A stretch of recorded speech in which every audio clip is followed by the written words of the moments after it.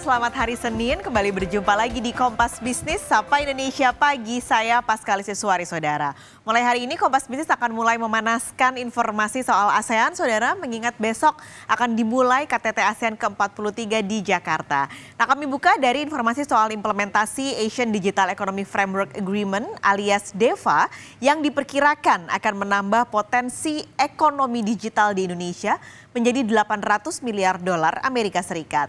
Hal ini jadi pembahasan dalam pertemuan Asian Economic Community Council ke-23 yang merupakan kerangka kerjasama antar negara ASEAN untuk mendorong transformasi ekonomi digital di ASEAN. DEFA bisa meningkatkan potensi ekonomi digital di ASEAN dan Indonesia hingga 2 kali lipat. DEFA targetnya bisa diterapkan di 2025 dan saat ini persiapan infrastruktur dan juga harmonisasi aturan antar negara masih dilakukan. Total ada 46 aturan yang harus diselaraskan. Kemudian juga retraining, reskilling yang sangat diperlukan. Kemudian terhadap 9 isu pokok juga ada sekitar 46 item yang harus harmonisasi kebijakan termasuk data flow dan yang lain. Dengan demikian hal-hal seperti ini didorong untuk bisa diharmonisasi dalam 2 tahun ke depan dan regulasi ini menarik semua perjanjian yang sudah diperjanjikan termasuk RCEP dan yang lain sebagai basis sehingga ke depan perubahan akibat dari transformasi AI, blockchain dan yang lain sudah masuk dalam skop yang nanti akan juga dibahas dalam skop daripada DEFA itu sendiri.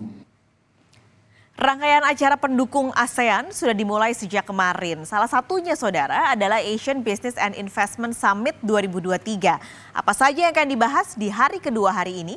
Jurnalis Kompas TV Rangga Indrajana akan melaporkan langsung dari lokasi penyelenggaraan di Hotel Sultan Jakarta. Rangga, ini sudah masuk hari kedua untuk Asian Business and Investment Summit. Topiknya apa? Lalu siapa saja yang akan jadi pembicara?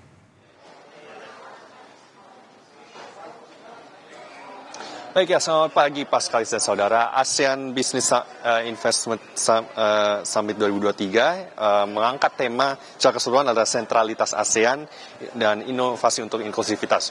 Untuk hari kedua, tema keseluruhan yang diangkat adalah usaha-usaha pemerintah menjalin kerjasama dengan sektor swasta, termasuk dengan mendukung solusi-solusi sektor swasta untuk isu-isu ASEAN yang paling mendesak terkini.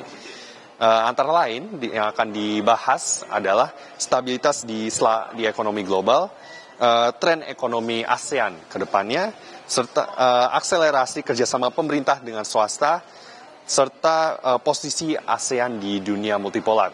Untuk pembicaranya ada sejumlah tokoh yang akan hadir di selama rangkaian acara ini, baik secara langsung maupun secara virtual. Mereka berasal dari wilayah ASEAN, namun juga dari luar ASEAN, dan tamu-tamunya antara lain yang akan turut membahas pada topik pada hari ini adalah Menteri Keuangan Indonesia Sri Mulyani, pendiri Forum Ekonomi Dunia Klaus Martin Schwab, serta Nguyen Quan Vinh, Chair ASEAN BIC Vietnam. Selain itu, ada sejumlah tokoh yang akan menyampaikan special remark selama rangkaian acara ASEAN Business and Investment Summit 2023, antara lain Rishi Sunak, yakni Perdana Menteri Inggris, Fumio Kishida, Perdana Menteri Jepang, serta Srettha Thavisin, Perdana Menteri Thailand. Dan ada juga Choi Siwon, Duta Besar UNICEF untuk kawasan Asia Timur dan Pasifik, yang akan menyampaikan mengenai visi ASEAN 2045. Visi ini menekankan adanya peran orang ke orang serta kepercayaan mutual antara bangsa.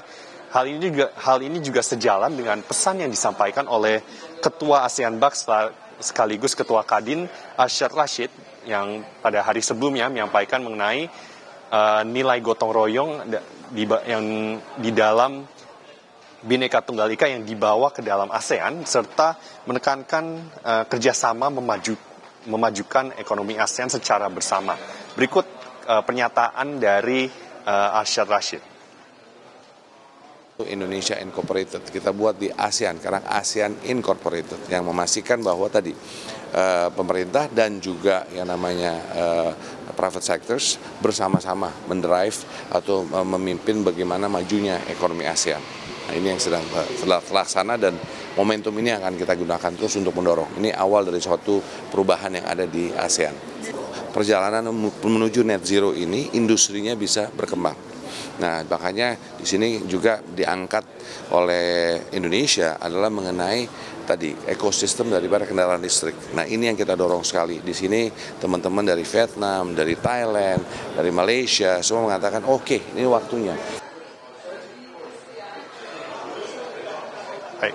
Ya, selain itu untuk agenda hari ini akan ditutup dengan penyerahan ABIS dari Indonesia kepada Laos.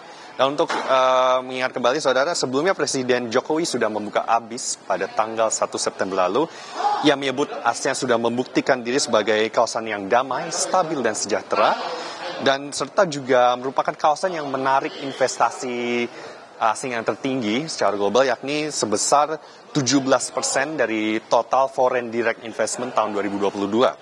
Hari pertama ABIS kemarin juga mendorong kebijakan yang mendukung adanya bisnis dan investasi di kawasan ASEAN secara beragam dan menekankan peran sektor swasta terkait sejumlah tema utama yakni transformasi digital, pembangunan berkelanjutan yang juga ramah lingkungan, daya tahan kesehatan, keamanan pangan, serta fasilitasi investasi dan dagang. Paskalis? Baik, kita nantikan hari kedua hari ini untuk Asian Business and Investment Summit. Terima kasih Rangga Indrajana melaporkan langsung dari Hotel Sultan Jakarta.